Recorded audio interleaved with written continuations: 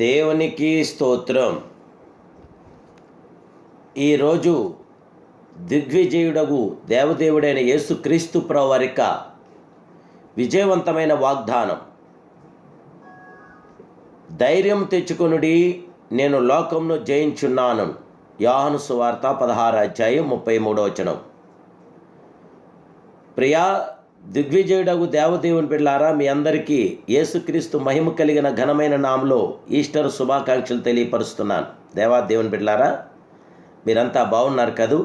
మహిమాస్వరూపుడైన యేసుక్రీస్తు ప్రభువారి యొక్క శాశ్వతమైన కృప, కనికరము, ఆదరణ, సంరక్షణ నేడు మీతో, నాతో, మనందరితో కూడా ఉంది. మన యేసు దిగ్విజయుడై ఆయన లేచి మనందరికీ విజయం తెచ్చిన మహానుభావుడు, మహోన్నతుడు, పరిశుద్ధుడు, పరిపూర్ణుడు ఆయనే. నా యందు మీకు సమాధానం కలుగునట్లు ఈ మాటలు మీతో చెప్పుచున్నానని. లోకంలో మీకు శ్రమకలను, అయినను ధైర్యం తెచ్చుకోండి, నేను లోకంను జయించున్నానని మన ప్రియ ప్రభు తెలియపరుస్తున్నారు. దేవదేవుని బిడ్డలారా, మన ప్రభు అద్వితీయ సత్య స్వరూపుడు, మన ప్రభు అయిన యేసుక్రీస్తు జీవాధిపతి, మృత్యుంజయుడు, మన పాపముల నిమిత్తమే మృతి పొంది మనలను నీతిమంతులుగా తీర్చుటకై ప్రవచనములు చెప్పబడిన రీతిగా మూడవ దిన తిరిగి లేచిన సర్వాంగ సుందరుడు, సర్వప్రియ జగత్రక్షుడు, దిగ్విజయుడు. అవును, మృతుల్లో నుండి లేపబడిన వారిలో మొదటి మనుషుడు క్రీస్తు. నేటికి చాలామంది చనిపోయి సమాధిలోనే ఉన్నారు, కానీ యేసు సమాధిలో లేడు. ఆయన సమాధి నేటికి ఖాళీగా ఉన్నది. క్రీస్తు పునరుత్థానము ద్వారా మరణపు ముళ్ళును విరువబడింది, సమాధి ఓడిపోయినది, సాతాను ఓడిపోయాడు.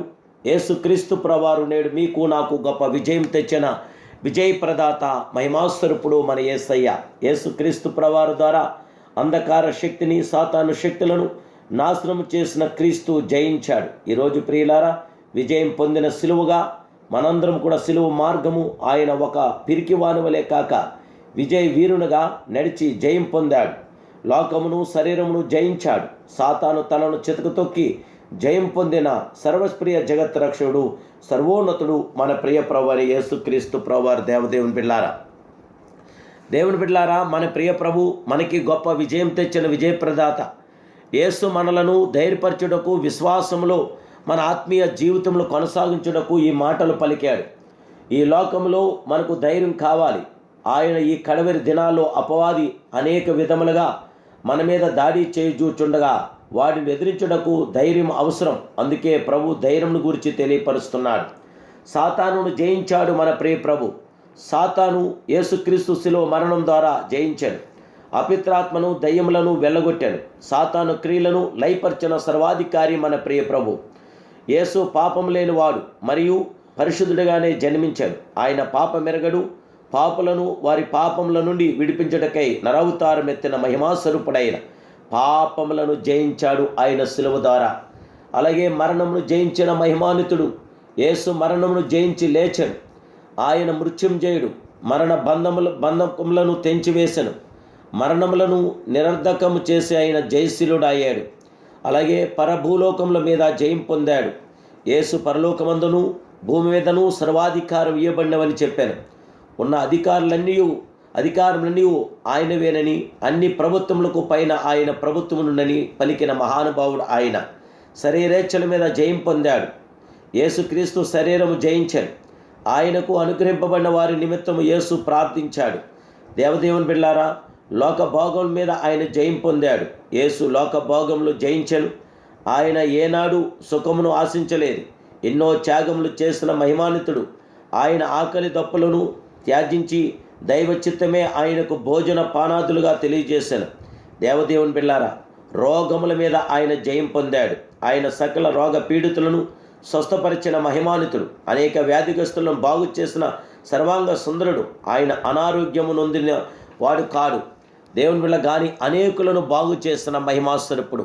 ప్రకృతి మీద ఆ మహిమాస్వరూపుడు జయం పొందాడు. ఆయన ప్రకృతిని గర్దించగది ఆయనకు లోబడెను. ఆయనే సముద్ర తరంగములను, పొంగును, దాని ఘోషను అణిచివేశాడు. మరియు సర్వ సృష్టి మీద ఆధిపత్యము కలిగిన వాడును. సమస్తమును ఆయన పాదముల కింద ఉంచబడ్డాయి. అలాగే శత్రువు మీద జయం పొందిన మహిమాస్వరూపుడు. యేసు శత్రువులను ప్రేమించి వారి కొరకు ప్రార్థించాలని బోధించాడు.